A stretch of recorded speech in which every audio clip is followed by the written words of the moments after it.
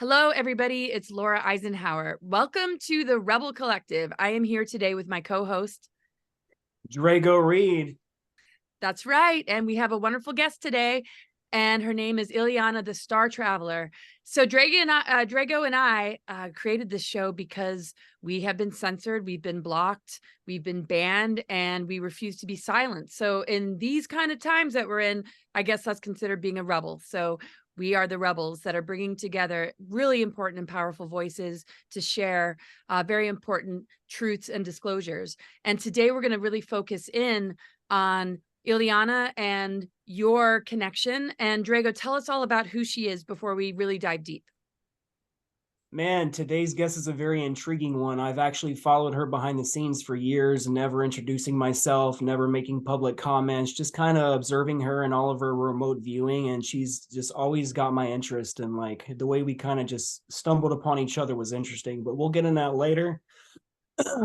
Right now, I'm just going to open up her bio. Ileana is a certified Native American shaman, psychic, crystal and energy healer, past life regression and soul retrieval practitioner, hypnosis practitioner, remote viewer, and an Akashic records reader.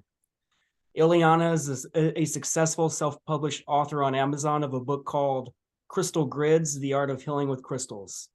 This book teaches about various healing modalities and how to work with crystal grids in order to manifest your success and achieve your goals in life. Through self-hypnosis protocols, Ileana was able to learn much about her secret space program experiences of being a secret space program or an SSP asset, working directly on the Mars bases with planetary corporations in the cybernetics labs, creating biological drug serums, biological human cyborgs, Neuralink implants, and operating regenerative technologies that are the holographic medical pods and the Meditech units we hear whispers about. Ileana has written a two-part paperback book series published on Amazon entitled Ileana's Star Journeys with the UFOs, ETs, SSPs, and Past Lifetimes, Part 1 and 2. Through doing past life regressions, Ileana learned that she is an Andromedan, Pleiadian Hybrid, who is a star traveler. The L race of extraterrestrials are 12th dimensional beings who embody both female and male forms. They are able to change their biology to look like different beings and change the forms of their bodies, etc. They're a race of beings who can change matter on a biological scale, and they have bio-living light ships that they travel in. The L race are negotiators, and they help to bring peace to different planetary systems and prevent wars in galaxies. Throughout her remarkable life, Ileana has had recall memories of exhilarating and really horrific reptilian abductions, especially since her mid-20s, where she has been taken into underground bases into Europe, where her blood and immune system has been experimented on with nanite technologies to try and kill her, basically to use her as like a test subject. But yet she survived and is now disclosing what happens in reality with ET abductions, ET contact experiences, and secret space program service. Wow, what an extraordinary life path, Ileana, and what a complicated journey to take part in. Welcome to the show. Thank you. Wow. I guess my soul chose to experience a multitude of things to really understand what happens beyond 3D experience. Yeah, and that was something I wanted to just ask you right away before I dive into just the way you guys met. And I think there's some commonality here between the two of you. How do you go from that to the person you become today? What has this journey been like to flip it all around and be able to assist those that are starting to recover their memories or that have been through, similar things as you? Well, even as a child, I was born hypersensitive, like being like a tuning rod in the body for being able to spot stuff where everything wrong happens in the world and outside 3D, and just the body saying, well, this is chemical, this is toxic, you need to be in a pure biofield, you need to be in the most purest environment that you can always be. And that sensing technology, people, things, the body's like, it knows if somebody is lying or cheating or telling mistruths. I see it in the person's energy field, biofield, and I'm like, well, there's something unbalanced here. There's something that needs healing. So this has been like this always because of my star origins. It's like being in a human body. I know I'm not from here. and just working in the environment and healing myself all the time, energetically and physically, eating healthy, just keeping everything in balance in the biofield, in the soul, in the body, like just being holistic as much as I can. And processing emotion is really important when you've been in horrific traumatic experiences like chronic illness, SSP, abductions. Working through the energy constantly to be in balance, and to not being afraid to explore everything that has happened to you, to heal it on a quantum level. Wow. With the origins that you have to take on this kind of mission to come in, where many probably in that system that you originate might not have taken on this task. It's just unbelievable to me. So, wow, much gratitude. And Drago, go ahead. I just would be asking too many questions, so go. Why don't we just start how you and I met, Ileana? I think that would be a cool segue to start it. Yeah, that was going to be my Definitely. initial first question, of course.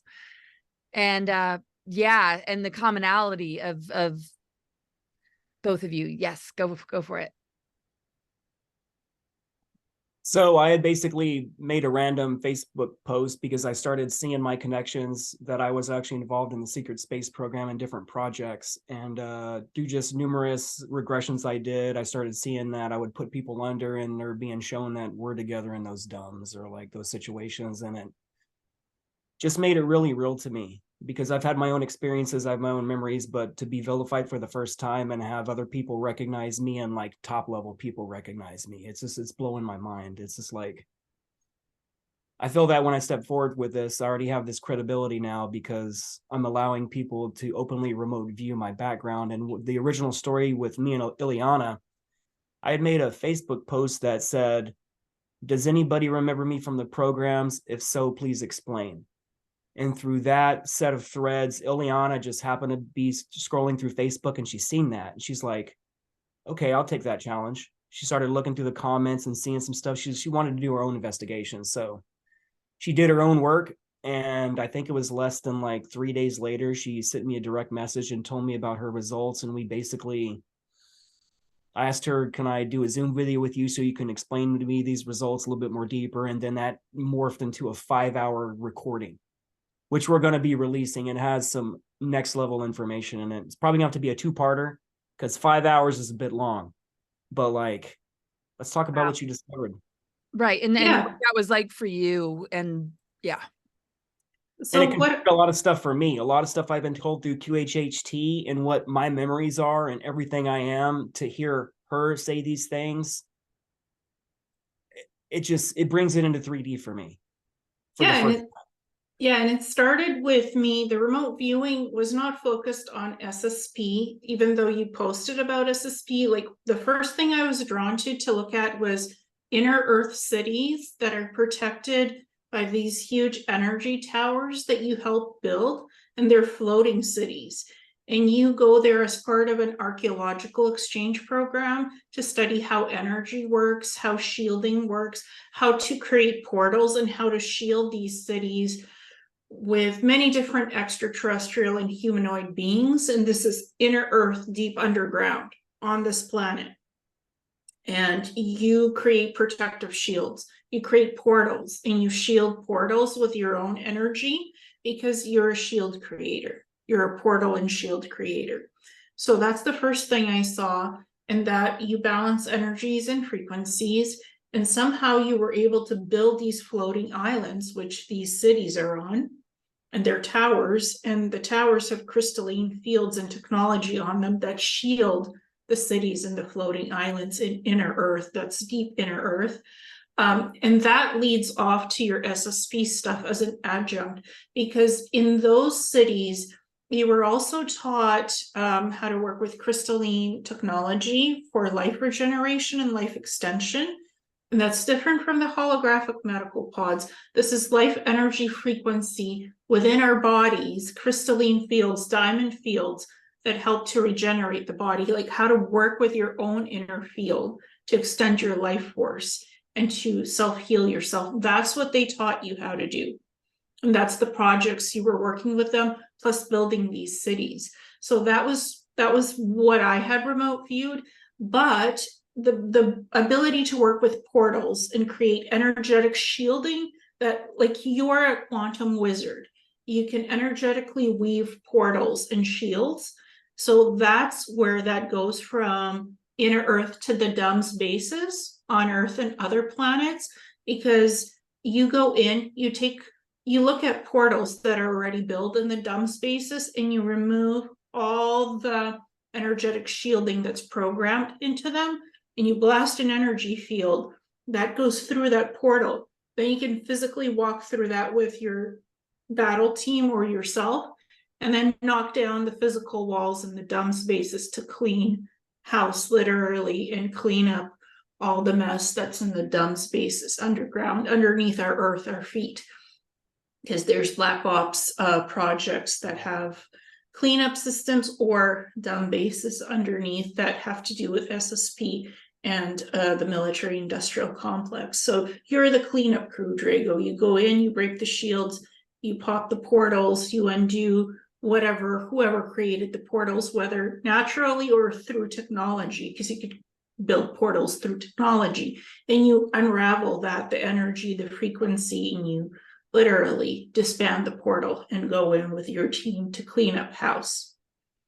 Wow, that is really amazing. And, you know, Drago, when you said it brings it into the 3D, I can really feel how everything has shifted for you since that happened. And I want to hear you respond to her, but I'd like to, if possible, I don't know how much you're able to do things just on the fly, but just being related to Eisenhower and having this mission and feeling like I haven't had any feedback about it from anyone for a while, because a lot of individuals get hijacked when they try and assist me or give me readings, that, or maybe one-on-one, you and I might be able to work together for me to gain some insights, and maybe me and Drago's connection. But I just wanted to plant that seed. Drago, what are your thoughts? She already kind of shared this with you, or is there new information coming in from what she shared just now? What she just said about me being part of a cleanup team and me busting holes in and coming in with cleanup teams, that's all new information to me. The 5-hour conversation we had, it was just a speck of dust of information of how much involvement there is and what she actually saw and stuff, and how intuitive she is and what she can read Akashic wise. And like every time she talks to me, it's new information. So like that is what I've told people that I do. And I've been saying that for years, and I know it sounds crazy, but like I know who I am. That's why I'm so obsessed with portals, with the QHHT stuff. They've been telling me about the portals for at least 4 years, maybe 5 years, almost the entire time that I've been doing QHHT. So, I mean, it's just like it's constant reinforcement. So like mixing that with everything I've ever known, it's just left and right. QHHT sessions for myself, or like she was saying that a lot of the QHHT sessions I've had lately, the grays have literally prevented me from going under because they have fragmented my energy. Laura, I told you that Peter the Insider told me they had fragmented my energy into at least 7 to 8 bodies. And that's why I couldn't sleep, because my consciousness is in so many different places that it can never rest, really. And Ileana said that it was 5 different existences. And that's what it feels like. It feels like my host consciousness is a single facet of who I am, and I'm unable to connect to who I truly am in that power because it's being artificially throttled and turned all the way down. Yeah, it's like your soul consciousness is being stretched into 5 different realities, and your energy cannot catch up with that. You've also been able to time travel and create different timelines with time travel because you have a crystalline diamond brain sequence. Like your brain is very crystalline diamond. So you have time travel abilities, and you can portal in and out of different realities. And the reptilians, the Draco, took advantage of that when you were a kid, and they made you literally blast through different universes, and so did the Greys, to go into to create dark wormhole simulations, like dark portals, to blast through other energetic fields of other universes to take their resources. Which I've never been cool with, and I would fight them. That makes so much sense. They would torture me until I did it. Like they just, you don't have a choice. They make you do these things and they threaten everything you love. Yeah, and also what I saw in your brain is that there's like a dark void and fragments in the crystalline fields of your diamond brain, and it looks blue. Like your brain, you have very pure energy despite being interfered with and traumatized. You do have a pure energy field. You have a crystalline field. So on the core, you are very good. You are clean, you are pure, and that's why you're able to work with other people and do QHHT and other forms of energy modalities. And it makes you very powerful. It's just those fragments and that void in the brain, they literally need to be rewired because it's a crystalline field. So it needs rewiring for you to be able to sleep and function better, clean up the void. And it's also part of chronic pain because those fractures are because of an accident. I felt that there was an accident, physical accident that caused injuries in the brain. So that's what I had seen recently in your brain. And I had sent you pictures of that, what your brain looks like, what your morphogenic field looks like. It's very blue and crystalline. So it's a bunch of different things combined together in what makes you so you and unique. As well as, again, you have the ability to time travel to create different parallel realities and timelines and do timeline hopping. And that's very desirable for the reptilians and the grays to keep using you in these shadow programs. And you work really hard to block them, but sometimes you just stretch your soul beyond the limits of what's acceptable or normal. Yeah, they've been involved with my life my entire life.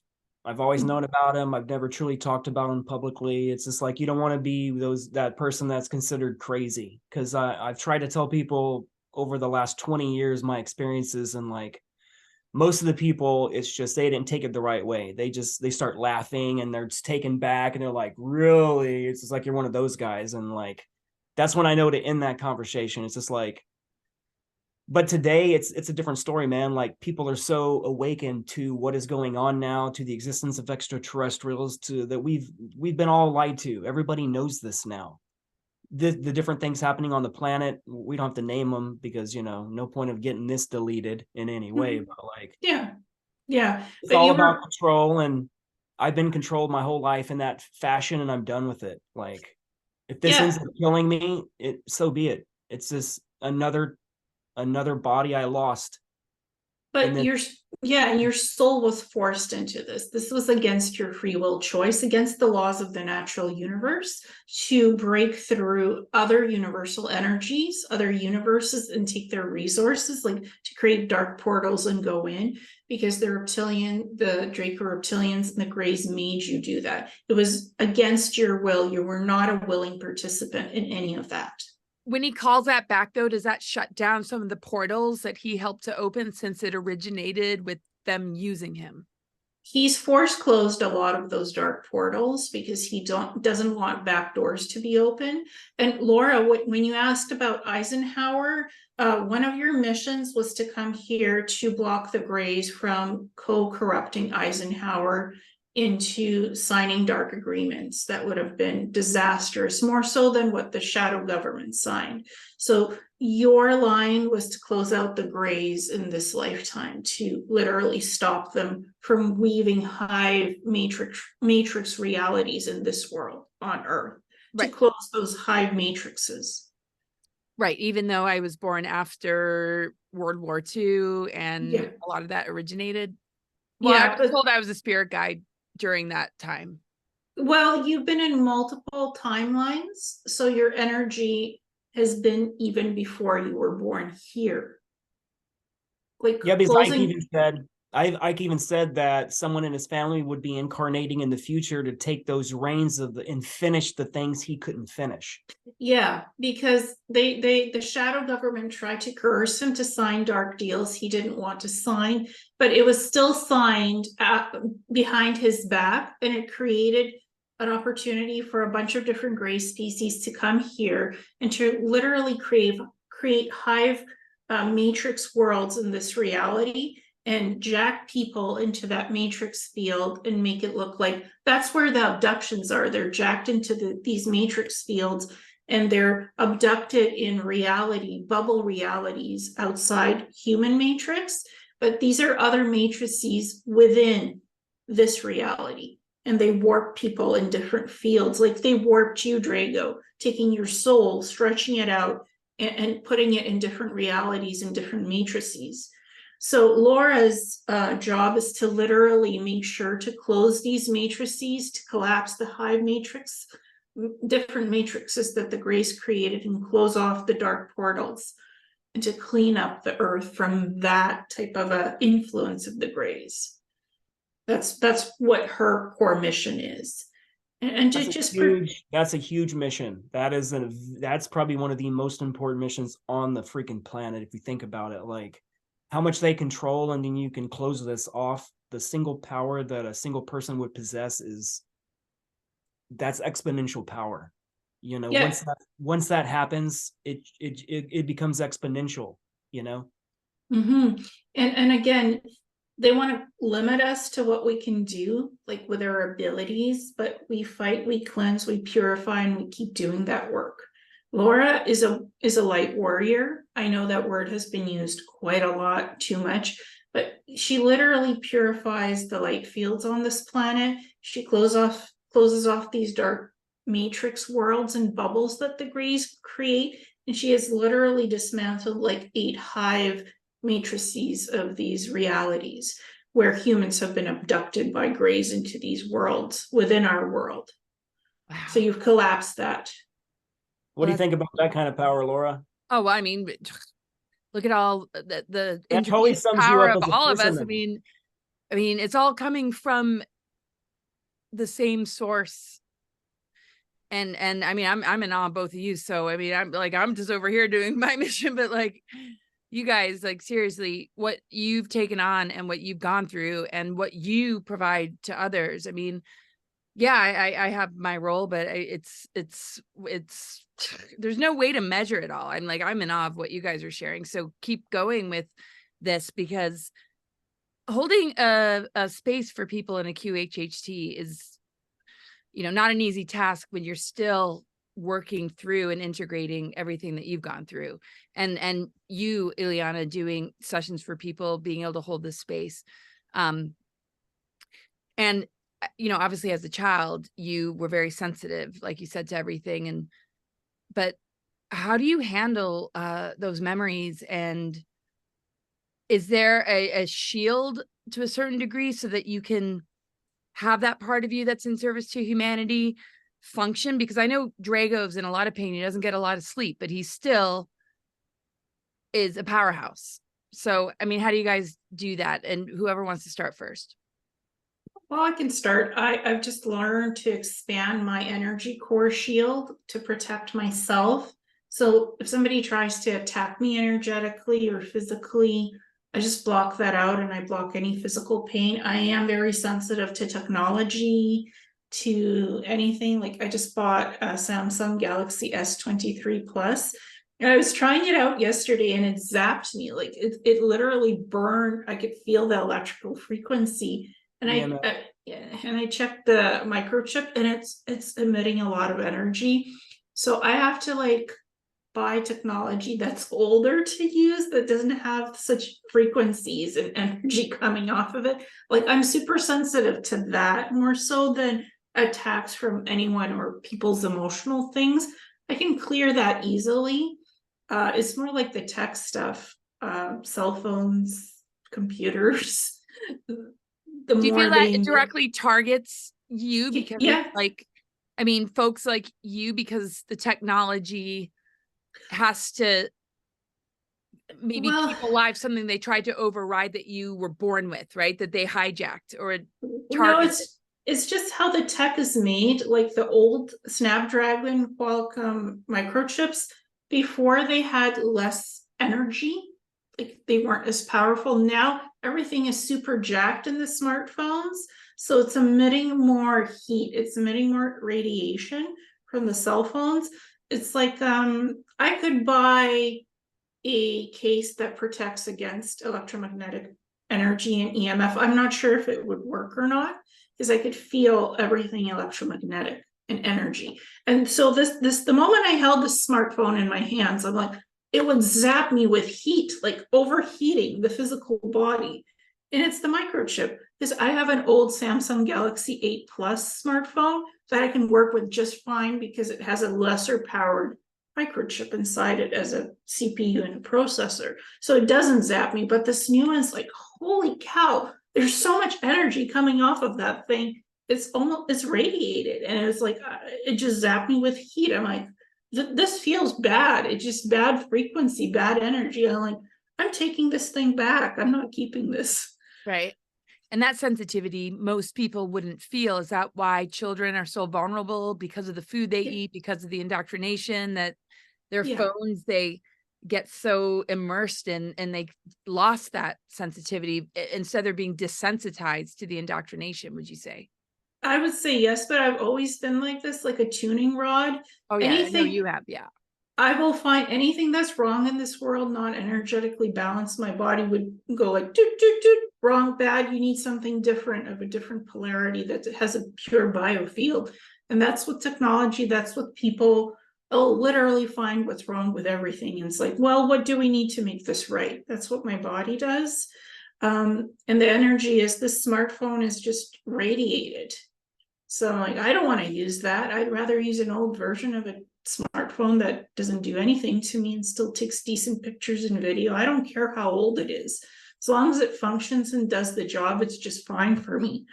But again, what you're exposed to in this world, like, they're putting in more scented products with perfume and into your cleaning, into your food, into everything. And it makes you go like, why do I feel so sick after using something? It's because it has chemicals and toxins. It's like, it's all written in the bottle labels, what it is in there. Yes. I mean, your sensitivity just seems like a rarity. It seems a lot of people are incarnating with the maybe inability to have a sensitivity. Do you remember your agreements before coming in? And if so, and I think you maybe touched upon it a little bit, can you take us there? Like, before you came into this, coming from where you come from? Yeah, I was a Pleiadian Andromedan guardian, and I was just supposed to make sure to clean up other worlds where they were having bombs going off.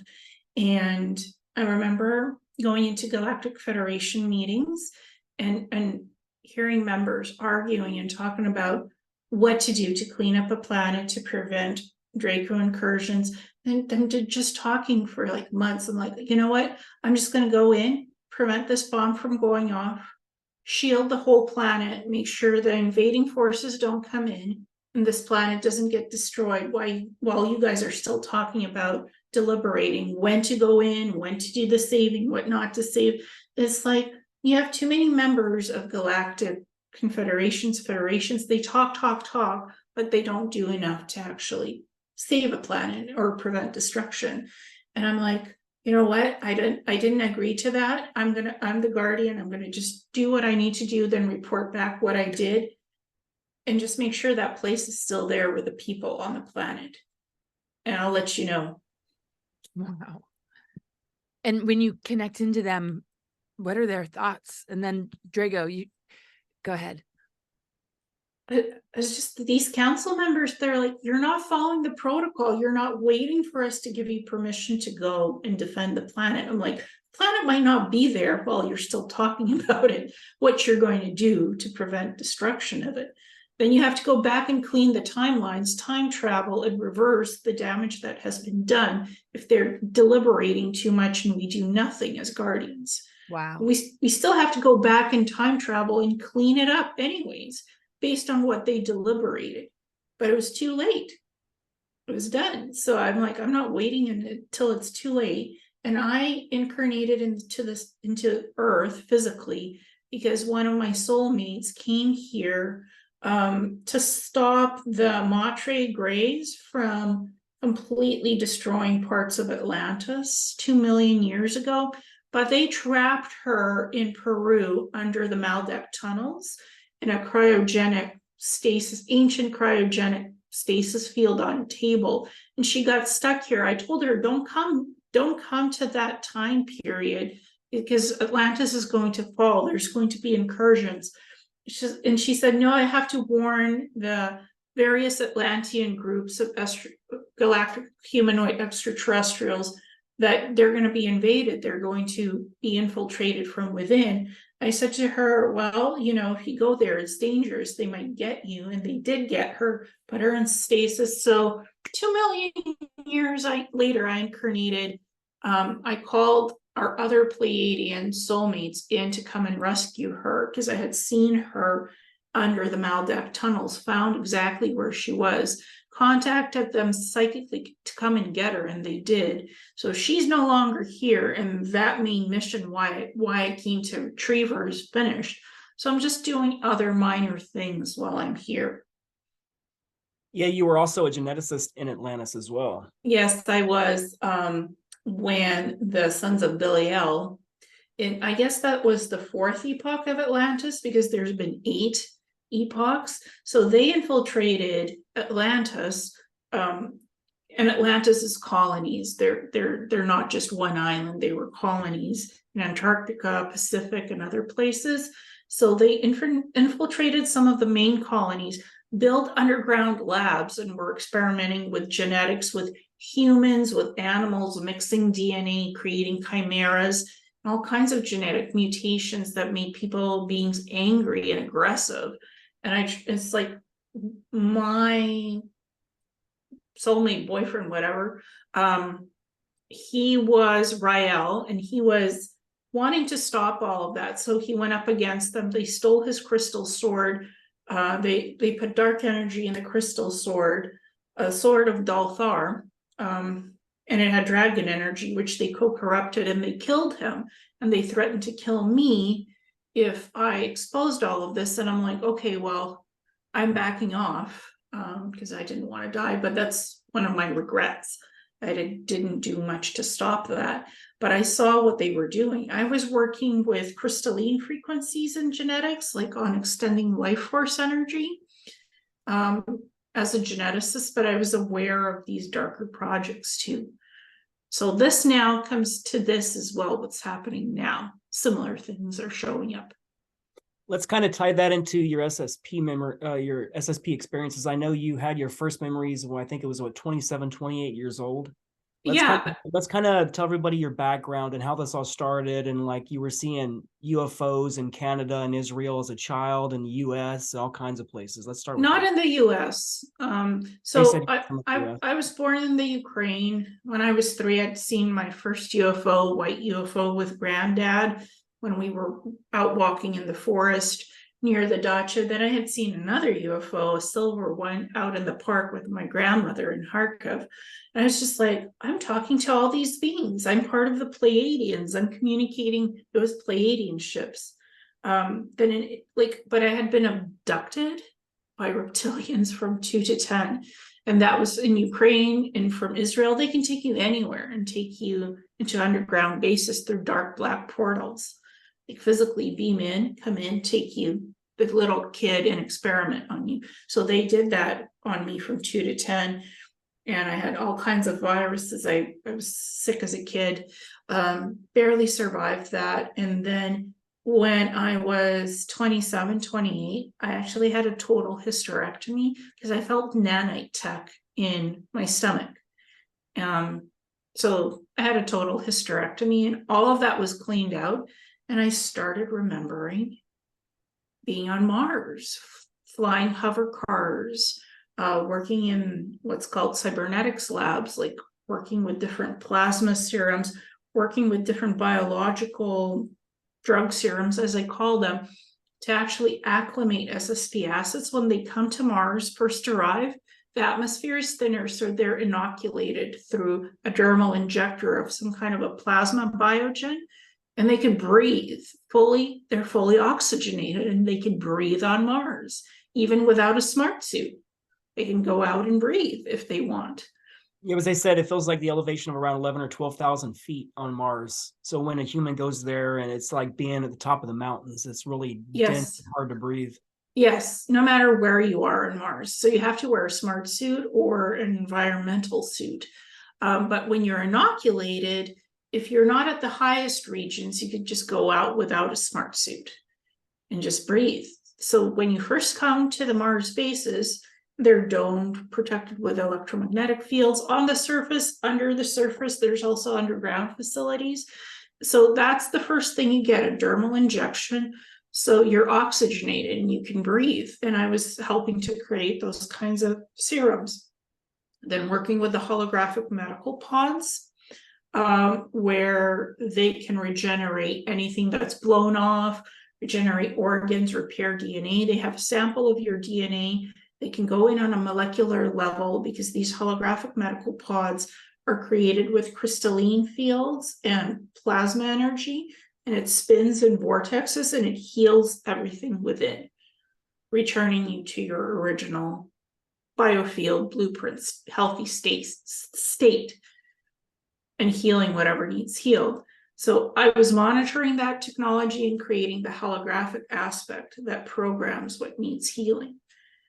So that's what I was doing. Tony Rodriguez spoke about that. He said I think his left arm was blown off and he woke up the next day and his arm's brand new. He's just like, hey, my arm's back. It's just like you kind of get used to, getting limbs knocked off, and the next day you're like, it's mental because it's like it was gone and then it's there again and then there's no pain. Yeah, because these holographic medical pods can regenerate what's been blown off or damaged or is no longer there for some reason. They show that technology in the movie Elysium, and they even mention Kruger, and they show Kruger tech and Kruger enhancements in that movie. So it was mind-blowing to see so much disclosure from a real program that we're involved with. So I was kind of shocked when I saw that. I'm like, they're calling it the Kruger program, and one of the main guys, they call him Kruger, he gets his face blown off, and they put this machine around it, and it holographically rebuilds his entire face. The nerves, the electrical system, the bone, the skin, it all just starts coming together, and he just takes his breath in, and he freaks out because he realizes his head just got blown off, and now his head's right back there. So mentally, it can really mess with you. And, there's nothing in the programs to help with that. Like, you'll have all these soldiers have all these limbs blown off, and their entire body will be obliterated, and they remember exactly what it's like to have your body blown apart from the inside, and then you wake up in another clone or holographically made body, and you're right back in a brand new body again. You're like, and then processing through that trauma. I mean, and there's no mechanism to talk about it. Like you have to keep it to yourself, because if you constantly talk about it, they will literally mind wipe you. Yeah. Why would they help you psychologically if they can just remove the memories of all the trauma? But energetically, it's still in your light body. The trauma is still there. And you, at that point, you can't figure it out. Like all my missing memories from childhood, I have all this trauma that I need to integrate now to find myself in totality. And Ileana, like you was said, when you was trying to do that remote viewing, you told me that my higher self was blocking you viewing that traumatic stuff. And I was really shocked, because the Drago here and now wants that to be shown. And I know the amount of trauma I've been through. It's to even put it into words, you really can't. The human language, I don't care what language you speak, there's not words that can explain any of that, period. It has to be telepathically shown from one to another for someone to truly understand it. Yeah, and I mean, I've had a closer look at your brain and seen some of those fragments and those voids, and that's what really needs to be rewired and healed from that perspective. But again, I faced all the trauma that I've experienced, all the pain, like I felt through it and I worked through it to get past it so I could be more integrated in my physical body to do what I do now. And I'm like, they also have regeneration tanks with different goos. Yeah, lighter goos, more viscous goos. People remember like breathing it in and like having it fill their nostrils in the liquid and just healing them and regenerating body parts. Planetary Corp worked on that as well. Like the movie Passengers also has holographic medical pods in that. And there was also a movie called Spectral from 2016 where people who died, their molecular from their corpses, their molecular stuff was taken, and they were 3D printed as energy soldiers, like wraiths, and they attacked the normal military. And this was a program. In the movie, it was New York. It took place in New York. Obviously, we know what happens there. So I watched that movie. I'm like, that's a lot what happens in these SSP dark programs too. And like the real quick, Laura, I see you want to say something. They drown us in the programs in order to condition the body to breathe this goo when we're in these medical pods, because if you can't breathe it in, you're always going to freak out. So if you can get past having liquid in your lungs, kind of like in the movie Abyss, they had to modify themselves and breathe in this liquid that is oxygenated. And once you could learn how to breathe in that scenario, you're not going to freak out. Yeah, totally.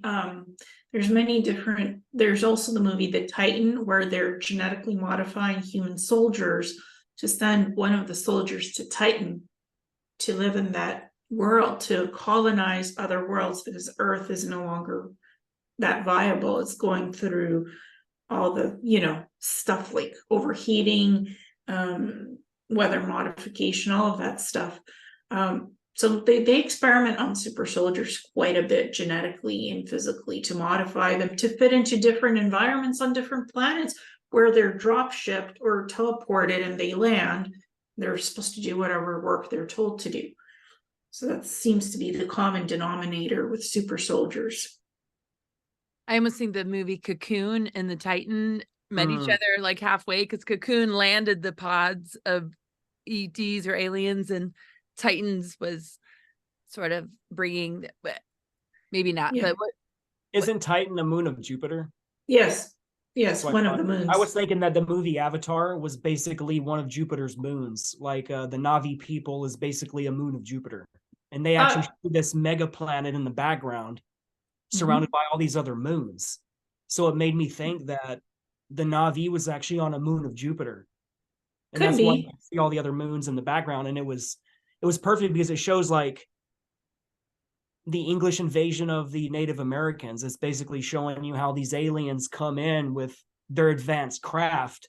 And it's basically we're only humans and flying machines. We come in with these advanced craft, we take over the native population, and we just colonize.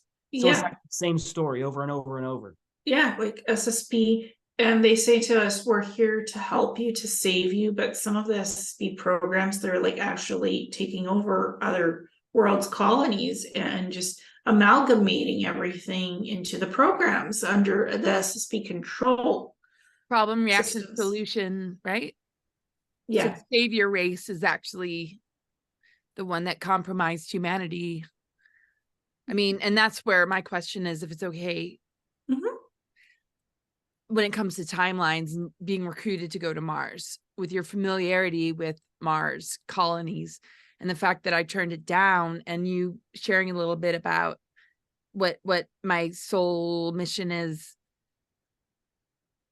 What are your thoughts on like that Mars recruitment? Well, you were one of the first test subjects when they were first building out the infrastructure. They started doing it in the 50s, 60s, 70s, and 80s and 90s. So were you approached in the early 2000s? When were you approached? Exactly, 2006. Yeah, so you were the very first, one of the newer colonists test subjects to see how you would do in the domed cities above ground, not underground facilities. So they wanted you as a guinea pig to see how you can live on the surface, because they had built the domed cities, colonies, and bases already. So you were one of the first experiments they wanted to trial this out on as civilians and psychics. And when I turned that down, I mean, how did that connect with Eisenhower's administration, with Alternative 3? And was that a good idea that I stayed here? I mean, obviously there's no right or wrong, but I mean. Yeah, Well, if you would have gone there, you would have been restricted into how many kids you can have, what kind of a life partner you can have. Basically, your free will would have been stripped to a regimen. Like, this is who you need to mate with. This is how many children you need to have for specific jobs for your children to, create the future of Mars. That would have Right. been so restricted and controlled, and you're not about control. You're Right. free But will even choice. in this reality, it feels limited. I'm targeted along with like so many people. Is my mission connected with Eisenhower and the alternative 3 scenario? Is that connected to why I was chosen, and not going has to do with helping humanity recognize the free will they really have, as long as they can break free of the programmings? I mean, there must be some connection. You were chosen because of genetics and psychic ability to see timelines and to see future events, the outcomes of that. But you have more freedom on Earth than you would have had on Mars. Because again, at least you get to choose who your soulmate is, how many children you have, what you want to do with your work. On Mars, you would have been like a precog control to see events, what's going to happen on the planet, how many people are coming in as test subjects to colonize these new colonies. So your ability is you're able to see timelines and shift events, and you've been able to shift events and close the shadow government effects on human reality and to clean up the gray stuff. So, and you've limited MJ12 activities that were happening here on Earth in the shadow government. That makes sense. And so in a way, That sums you up too. well, Mm-hmm. go ahead. That's what I'm coming in Just as what the brain. purpose was. Oh, is that So Drago? no, I was saying like you're more free on Earth than you would have been on Mars, because you would have been subjected to very strict regulations, what you would have been doing and how your life was. But You're free to move from one state to another here on Earth or a country. On Mars, you would have been stuck in one colony, stuck doing precog work of I got you. timeline, Now that event makes so planning much more sense. as But the what about, guinea pig. yeah, right. It reminds me of Tony Rodriguez, how they injected him and he would be a precog for what could happen. He would view the future about the possible scenarios. It sounds like they may have pre-targeted Laura at birth, and they tried to recruit her to Mars because they seen she would be too powerful on Earth, which is Yeah. what you can literally do with timelines. Yeah, and she would have been used on Mars as a precog to see events, future events, and how to move it around, and what people to choose to target as colonists from Earth and other places. Because she has that ability to sense what's in people's energy and like what they're capable of genetically and energetically, their strengths, their weaknesses. She can see that in people and help heal many of those things. But that ability would have been used as a weapon against her to target people for selection to bring on the Mars colonies for recruits as workers. So maybe the Eisenhower family connection was to give me a little bit of the upper hand in the situation, feeling his soul, perhaps, like, Yeah. he warned about the military industrial complex. I'm a kid born with a bit of amnesia like everybody else. And that might have helped me to link into his passion, even though his trajectory got hijacked a bit. Yeah, his trajectory got hijacked and manipulated, but ultimately kept your freedom by not going to Mars, because you're not restricted in free will choice where you want to go on Earth. You've had kids, you've had soulmate experiences. Those things would have been restricted in free will choice on Mars. But because I'm in so much service to humanity, it wouldn't be, me needing that as much as hoping that others have that. Well, you needed the experiences you've had for your life lessons, but those things would have been controlled. Oh, totally. Like, you wouldn't have been free to pick who you want to interact with energetically. That person would have been picked for you. Right. Well, I had my kids before all that, but I was targeted during that time. And I found out the person that I had kids with was a plant, or was programmed to derail me, but the souls of my kids that came through weren't of that. But then, like you said, I was able to have the freedom more than I would have. That's amazing here. Thank you. If you would have been on Mars, the genetics of your kids would have been chosen with one specific partner, and you would never have had a choice to pick somebody else. If you wanted kids with somebody else, you couldn't have had that. At least here on Earth, you have the chance, like if you want to partner with somebody else to have kids, you have that choice. On Mars, it would have been heavily restricted, like less opportunity and free will choice. You didn't want that regimentation, and you were sensing that's what they were planning for you. So that's why you said no. And you're like, whatever the consequences of that no will be, at least I'll have more choice on Earth than be a regimented cog in the wheel on Mars as this test tube colonist. Does that domed, scenario have to do with New World Order happening on Earth, so that those like Drago and you and me, or anybody that has said no to something, even though the degrees of each of our missions is very different? It's literally from a personal question, and then to add it, to bring it back to you guys, is that supporting the timelines here on Earth? Is that reality there almost giving up on Earth? And that's why people like us are here also, besides our own desire to have free will? Yeah, free will, and to stop the New World Order from happening, not to be caged into places like animals where we shouldn't be caged, to have freedom. That's why we do what we do, to keep freedom, to have free will choice available to us and everybody else. That's part of our soul missions, to help people understand what it means to have freedom and not just follow wherever we're led by the shadow governments and the organizations and the corporations. I think that's why me and Laura are so powerful, because we will do this and we would face death to do it. You know what I'm saying? Like, I would die for this cause. Like, it wouldn't matter to me if I had to die for this. If I had to give up myself to do it, I would do it. But I'm just saying that this cause is bigger than me, no matter what. Yeah, and bigger it's than all of us. Exactly, and it's helping to educate people that you can live a life and choose freedom, and not just give up your freedom because you're told, well, if you don't take in what you're supposed to take in into your body, you can't move around anymore. Well, free will choice allows you to choose a choice and to still be free, but to have somebody tell you that you can be free, to have the opportunity to be free, like we're those voices. Oh, go ahead, Drago. I was to say, speaking of that freedom, maybe you can answer that after Laura asks your question, but speaking of that freedom and not having it, what was your life like in Nachtwaffen, that space program? I was trained as an assassin. I was trained to go find criminals, supposed criminals, retrieve them, bring them back for rehabilitation on the planetary prison barge ships. I saw them being tortured, electrocuted, arms hacked off, swimming in blood, then regenerated, but their memories were kept of the torture.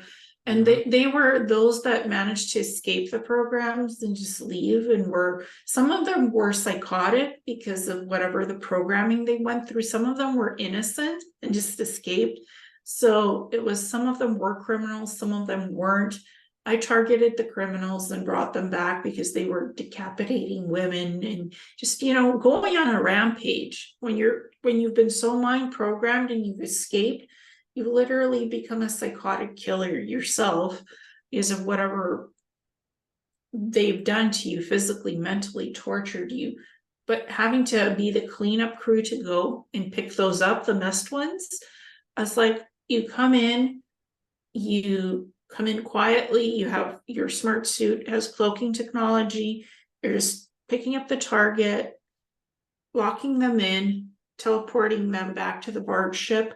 And the prison planet, like these barge prison ships were never on planets because they can move around and they're cloaked so nobody can detect them. So on my missions, I didn't really kill. I did reconnaissance and pickup and delivery, but I could zap with a stun baton, zap the perp, pick them up, teleport them back where I was supposed to. And I was told you can use lethal means. And if they die, that's okay. I'm like, I don't want to kill them because I don't want a kill rap sheet. But because I was trained as an assassin, I could technically kill. I had the weapons and the skills, but I chose not to kill people because I didn't want that karmic energy rap sheet. I was aware even in that program what karma load is, and I didn't want that on my soul frequency. So I had an awareness I don't want to kill, even though I was allowed to and trained and encouraged an assassin. Like, you know, if they resist and if you can't grab them safely and you have to kill them and retrieve the body, it's okay. Like, that's not okay. Even though the programming said it was, I'm like, I was resisting that, not wanting to do that. That's why I have this extreme connection to all life, because like when they force you to do these things in these programs, it violates everything that you stand for. Mm-hmm. And to be outside of that mechanism of control, like to witness insects and birds and all this life, man, it's very humbling because like you can see how important every single thing is, even though you would consider it insignificant, all of it's God. And we're all just existing together in this creation, and like humans are no more important than an alligator is.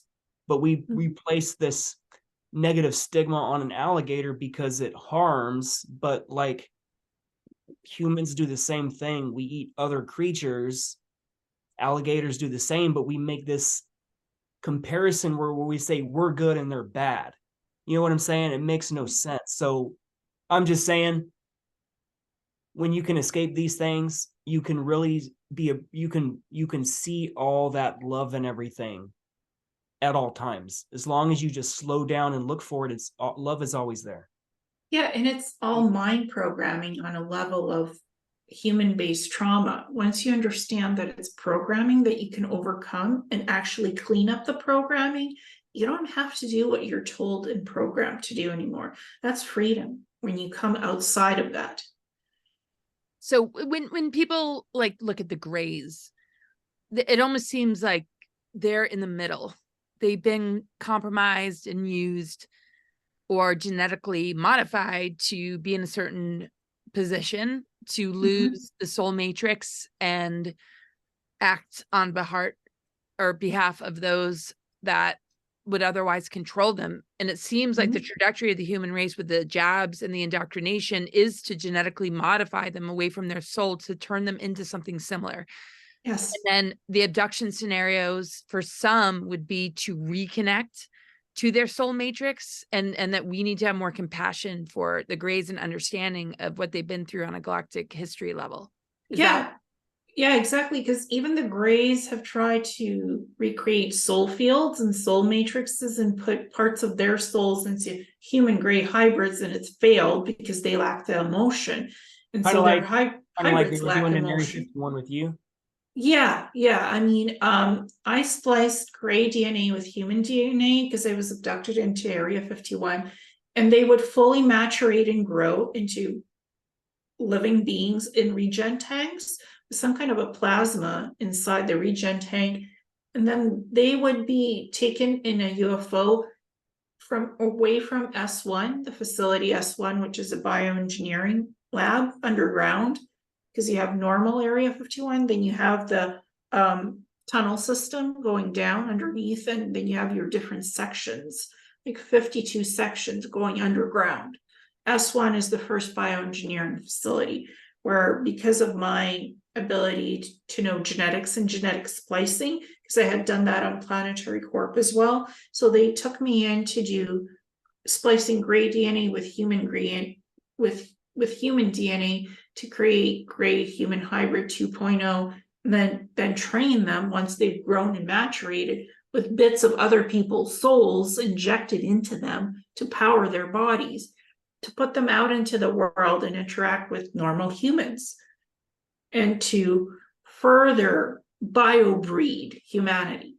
Was any of that Zeta DNA? It could have been. It was different gray DNA. They were taller, more muscular, and they were psychic, but emotionally they didn't feel as much as humans. these hybrids. So they were, I would say they were kind of more colder and analytical and logical, like studying humans. They could fit among humans and pass for humans, but you could tell energetically something was off about them. So it's more like a human 2.0 where they literally look human. Yeah. For all intents and purposes, and they just have gray consciousness. Yeah, and they feel cold in their energy field and their aura. Would there be a difference between the hybrids that are the more kind of robotic looking version of human versus maybe like an Essassani that is the soul version, having more of an override energy to help the trajectory of the enslaved ones? Even with the Sani, because they have not one just gray DNA, but they have many gray DNA spliced with humans, so they're more emotional. They have a bit more heart connection than what was grown in Area 51, because that felt logic and cold and observational learning, not emotion already tapped in and built in. The Sasani have built-in emotion because they're more soul created. What's created through a vat in a regen tank and blended with bits of stolen soul pieces to power the being, they're more cold and analytical, and they're learning as they go along. They're not born with emotion. Asasani are born with emotion to feel and to heal what's fractured in the soul bits. Makes so much sense. Yeah. Mm-hmm. Yeah, so that's sort of like a lot of the experiences that I've had in grays. Even the Draco reptilians, they came from another universe, and they had encountered replicating ships. They had actually been like actual lizard people, not Draco reptilians. They encountered the replicator technology that actually crashed from a darker universe into their lighter universe. They came in contact with those replicator ships, and it genetically mutated their DNA into the worst form of what they could evolve into. Like that connect with like the dragon, scale. I mean, like the true dragons, like you're Andromedan, right? Like the dragon lines and the architectures of the original grids that. Yes, solar dragons and dragons are pure. These lizard people came from a different universe. So their DNA was not even dragon, it was just lizard, like humanoid lizard people. And it was mutated into the Draco aggressive reptilians, mutated into the worst part of what they could naturally evolve over millions of years. And these replicator ships had coordinates of how to come to our universe. And they developed a genetic mutation to want to eat human flesh, cannibalism. It was a genetic mutation that these replicator ships mutated in their bodies. That was from the Anunnaki, though, right? No, separate from, no, okay. Nothing to do with Anunnaki, where the Draco came from, totally separate. I mean, like the Anunnaki commissioned them after they were being utilized, is what I meant, not that they originated from Anunnaki. Yeah, Draco didn't originate from Anunnaki. Oh, no, I know that, but I heard that they commissioned them and used them because they had been compromised.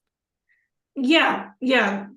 Well, the Draco also keep in mind that one of the main Anunnaki's mom was Draco, so yes. The deal between them was to allow their predecessor, their own lineage bloodline, to intermingle with the Anunnaki in order to control the planet, because the planet was already theirs. They're technically, they would be leasing it to the Anunnaki at that point, so that's why you married in the bloodlines of the Draco. Well, and the Anunnaki also tried to have colonies with Syrians and to coexist, and that didn't always turn out well because the Syrians didn't want to be dominated by the Anunnaki, and the Anunnaki wanted to control the system where they live and to control people's minds. And that's why Anu named his son Marduk, because Marduk is the son of the Syrian dog, which is Sirius. He was basically saying that he was running part of Sirius. Then he had him come run Mars. Before we actually came here, Mars was like the way station, and Marduk was in control of Mars. So then when did Tiamat explode, and why? Tiamat was already exploded. Me and Liliana's talked about this for hours. Maldek was the second. Yes. Maldek also exploded. 2 different planets exploded.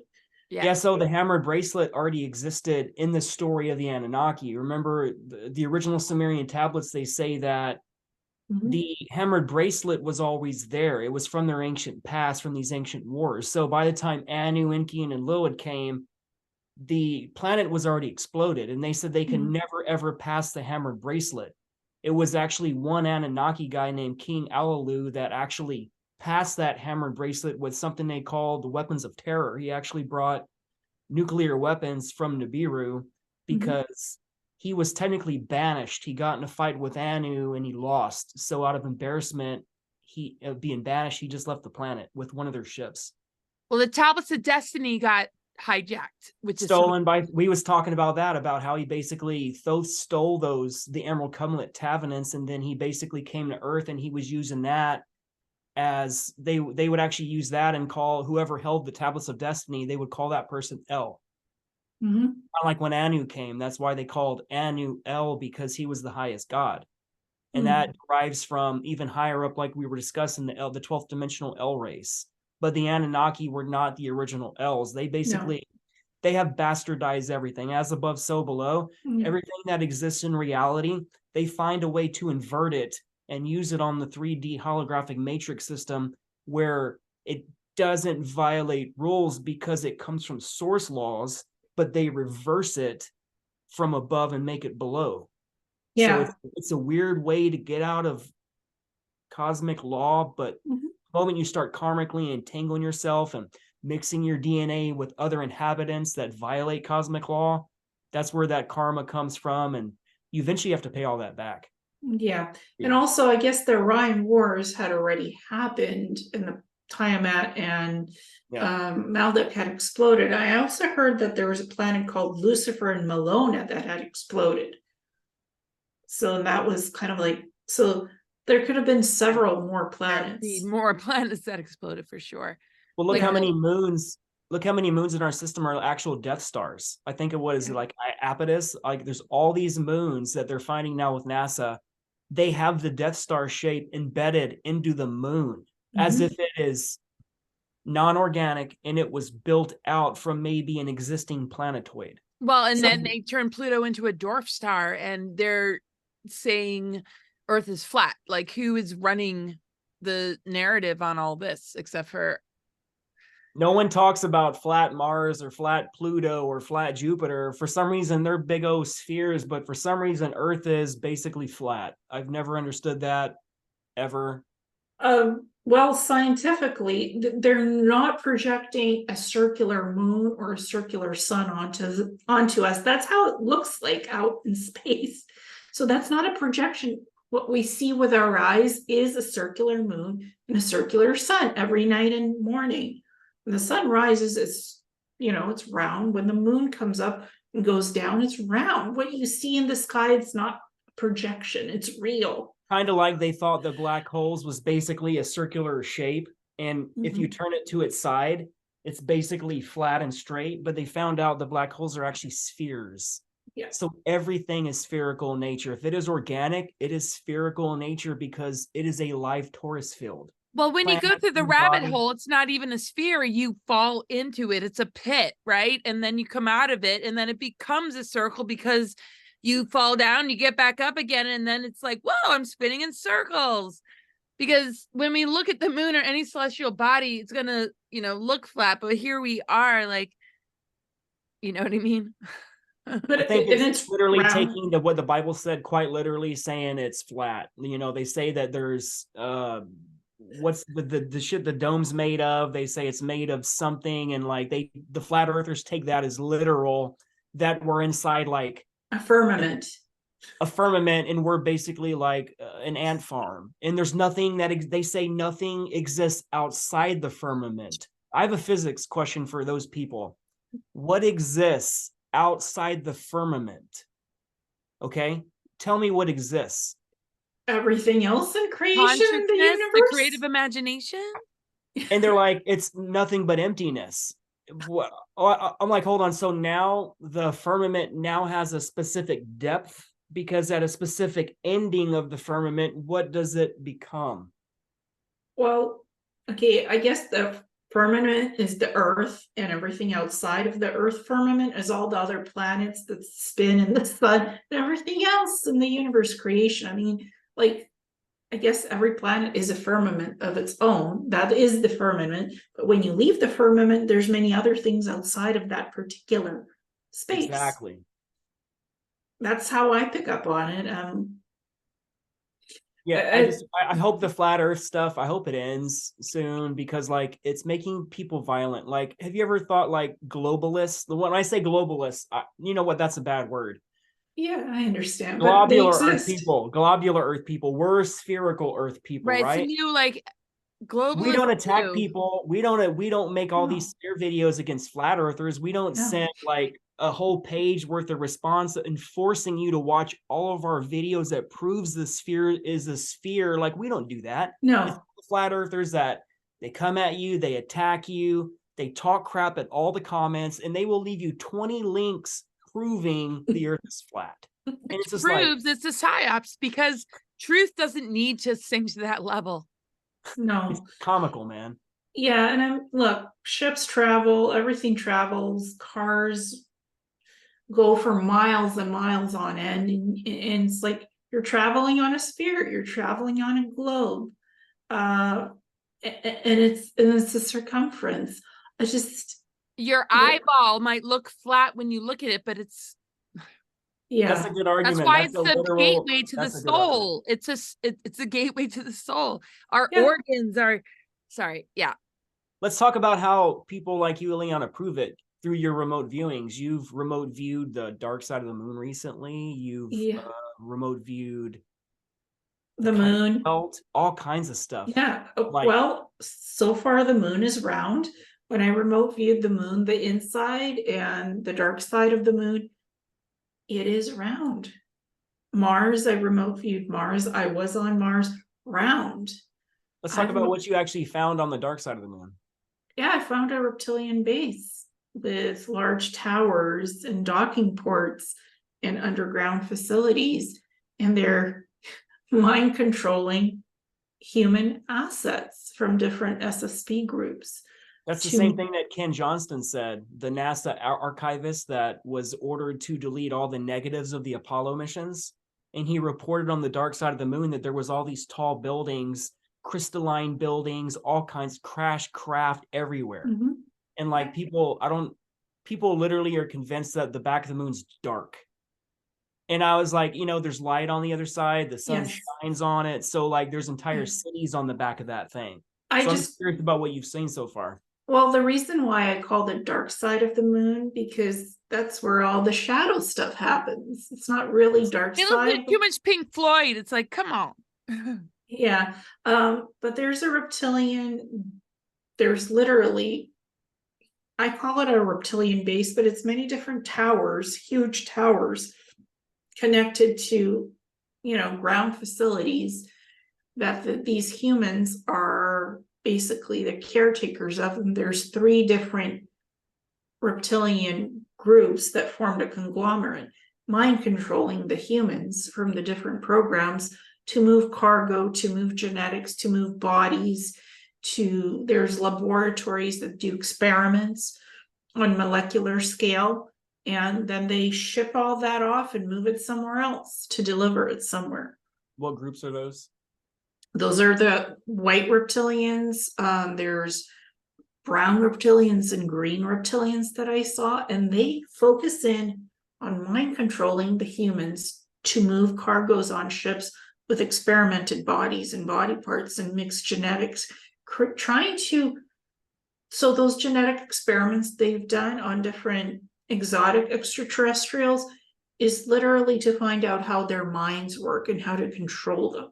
So genetic experiments, creating different exotic hybrids and tinkering with DNA to figure out how to control them, how to control humans, and have human slave labor doing the work for them so they don't physically do anything but just control the humans. I just call it the Dark Alliance of those 3 reptilian groups working with the darker SSP groups. That's a Dark Alliance. It's not the Earth Alliance, because there's no such thing as an Earth Alliance. That's why when I hate when people call it the Earth Alliance, because like a lot of these alliances, if you figure out the agreements and who's part of the alliance, it's a lot of the military industrial complex. Yeah. And it's a lot of the bad guys. So it's like it's only an alliance to align their own pockets. Yeah. I've Because never. think about this, like we were talking on our last video about how our planet has been hijacked. Mhm. And it's proven in the Sumerian tablets. And they say that the prime directive is you're not supposed to interact with species and introduce craft or higher technologies because it would violate their natural evolution and who they would become. But it's obvious we were taken over. Why has the Galactic Federation of Worlds not just openly removed all these people? I understand there were agreements and stuff like that. Mhm. That could be a main reason, but I believe even the agreements are illegal because number one, it violates prime directive. And if Earth is overseen by the Galactic Federation of Worlds, they would have a legal obligation to remove these parasites from this planet, and they have not. Yeah, because That they is my choose. biggest question. Yeah, because they talk and talk about what's right and wrong in their council meetings, and some of their members agree we need to clean up, some don't, and there's a dissidence. Some agree, some don't. They can't even come to a consensual vote what to do about planetary cleanup. Too much diplomacy, not enough action. That's the problem with these groups. They know that these groups being here violate our free will. They know it violates prime directive. They could have removed them 500,000 years ago. They could have removed them 100,000 years ago. But no, they let them roll openly in their own bodies up to around 2000 BC. That was when they started really making the hybrids, mixing it with the human bodies, because around 2000 BC, the human population were still freaking out that there was these overt reptilians and other beings and giants like the Anunnaki roaming in the earth. Yeah. So they had to mix their DNA again with more humans and make these hybrids. And that's where all the pharaohs and all the kings come from. So like, man, I think they need to be removed. The whole kingship needs to be removed. The whole King of England, it's all part of that control. Why do we have a king? That's got to be happening, though. I mean, the new world order agenda. I mean, that's crumbling. Would you say? Well, It looks like it's crumbling. Yeah, people are more aware of, hey, free will choice. I don't want to follow a monarchy. I don't want to follow somebody who's telling me on a higher up chain of what to do. People want freedom. People want the ability to choose a life path. And there's still a control system. There's still a cabal, but you know what? It's like humans need sovereignty. What is true sovereignty? What is true freedom? Once you choose freedom, you are free to choose not to follow an oligarchy. Some don't want it. They refuse it. They can't accept. It's like they want to be controlled on some weird because they can't handle the underbelly. It's enough to deal with the weekly news that they see on the TV channel. They can't imagine the people that own that are doing more horrific crimes. It's like too much to process, right? Yeah, and this is where I see Dolores Cannon's New Earth, Old Earth, and the separation of 5D Earth and 3D Earth separating and going into different timelines. I think that's literally what's happening because people need to make decisions. Are you on the light or are you on the cleanup crew? What are we doing here? I see that happening because we're experiencing so many different timelines simultaneously. Everybody around the world is claiming all these Mandela effects. So that means everybody from these different time streams are being thrown into this one alpha time stream, and it is so convoluted that people argue about public people who died in one reality and they're living in this reality.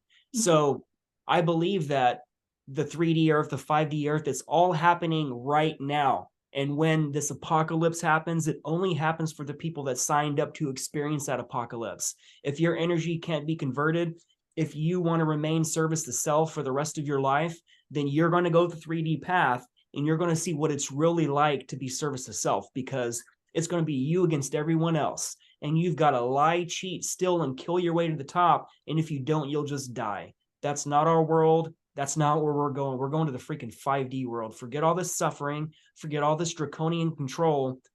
We're all done with it. We're just waiting for the world to rise now. And it's like everybody's saying, well, the prophets are saying we've been liberated. The Galactic Federation has cleaned everything up. We're free. So why are there still reptilians and grays running around doing things in different places?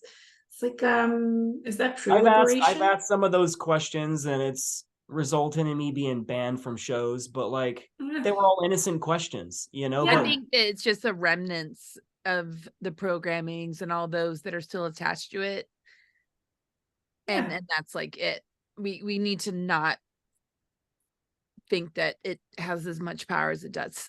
I mean, final thoughts, you guys, because I know just with your missions, that's how I feel. Because if it wasn't for the strength that you guys hold, it'd be very hard for me to confidently say that with all that you guys carry and all that you're doing for people.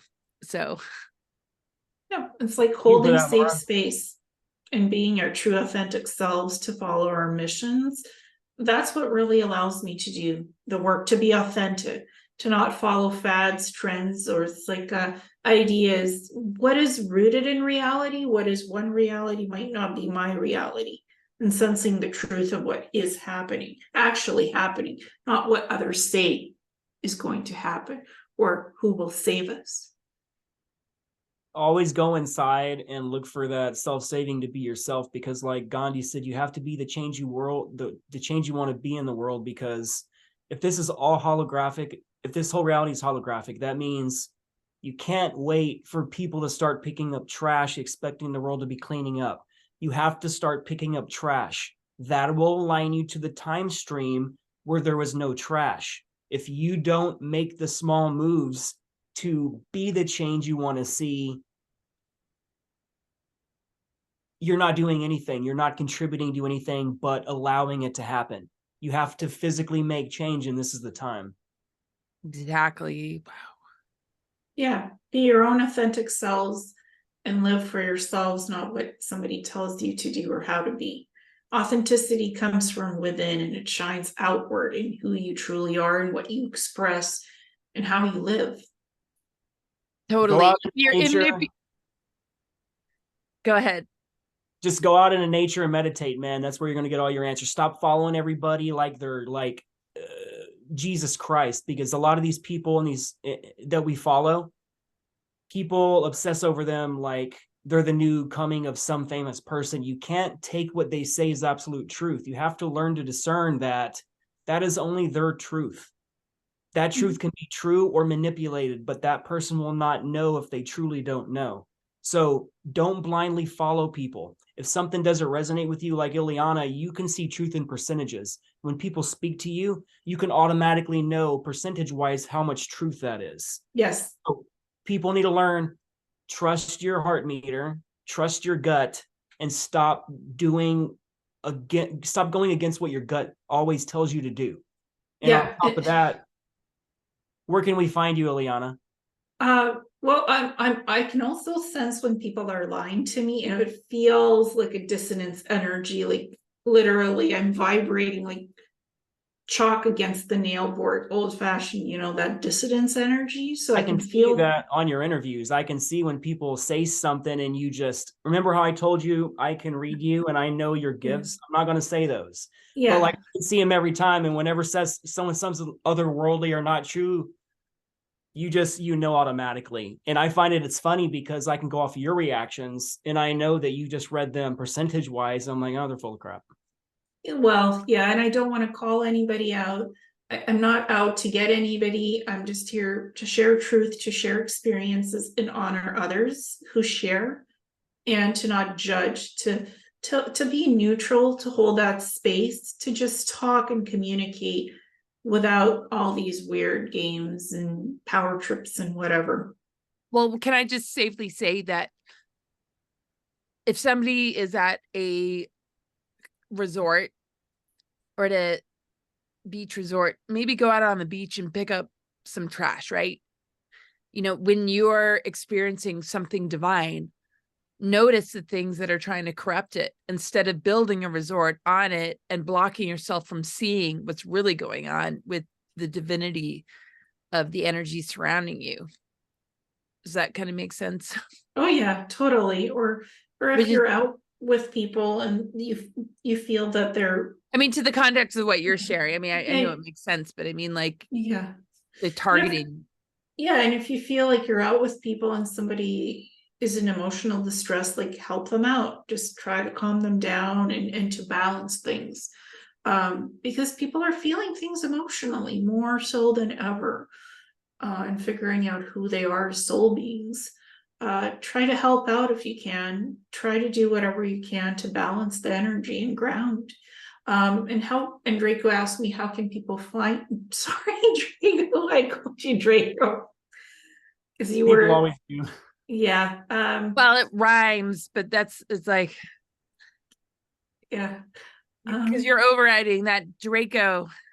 You were a Draco general. I accept it as truth because calling me Drago and Draco, they're both truths on the both sides of the coin. So tomato, tomato, it's all correct. Mm-hmm. You asked me a question. How can you find me? My email is seekingthetruthinreality@gmail.com. And my website is Messages from a Star Traveler. Anybody can type that into a web browser and find it. That's my website with the healing stuff, the information, healing sessions, all kinds of other things. And my YouTube channel is Awakening Cosmic Reality Show, where I do presentations, talks, educational stuff, and shows with wonderful people like Drago and Laura. And also, she does have a PDF book on her. She has 2 books, I think hardcovers, and there's a third PDF. It's like 1,388 pages of PDF information. So you guys definitely need to look at it. I think it's The Art of Healing with, no.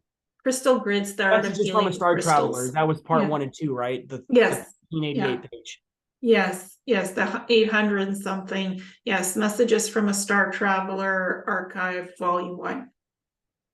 I'm gonna start getting all those. I want to get all your material, man, because I watch you talk about the Anunnaki and you make all these videos on your own show and you give these compilations and summary forms of all this information. It's always next level stuff. So, but you also start writing your mission workbooks because you want to work. I think you are, aren't you, Draco?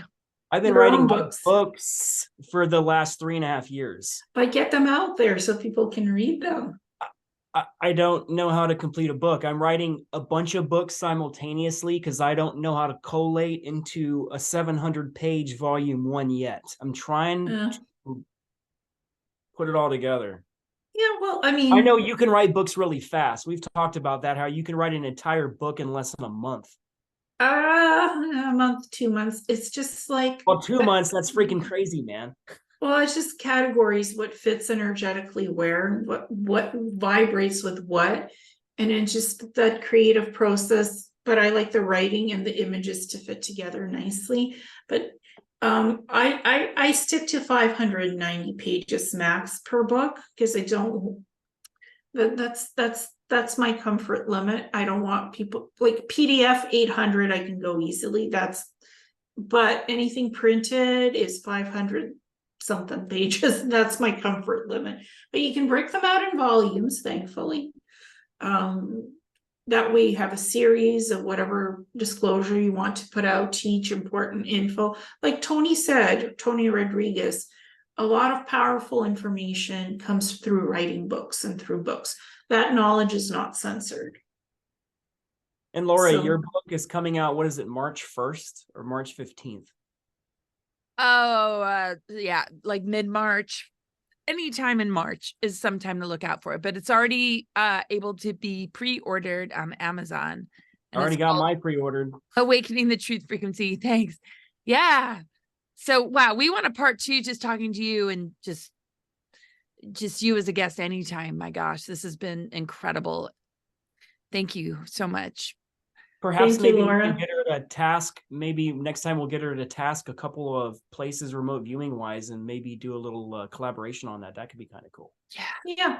Whatever you're willing. Wow. Yeah. Yeah. Or whatever you guys are feeling, experiencing to look into what's going on with you, or that sounds interesting and fun, and I look forward to that. It was good talking to you, ladies. You too. Amazing. Thank you so much. I look forward to next time. Awesome. Well, thank you guys. It was a pleasure to see you again. I know both of you privately and through conversations, so thank you so much. Thank you. Wow. Wow, Drago, Rebel Collective, Ileana, the Star Traveler. Beyond what, man, I didn't expect anything, but this has been so eye-opening and huge. And thank you so much for the feedback about, my mission as well. I know this has touched a lot of hearts that are like feeling into it and being activated by it, because, it really speaks to the collective. So thanks again. And you're following your truth. You're doing your soul missions, both of you, in authenticity and in honesty. And I really appreciate that. Sweet. Awesome. The Rebel Collective. The Rebel Collective. Boom. Boom. Bye, guys. Bye. Thank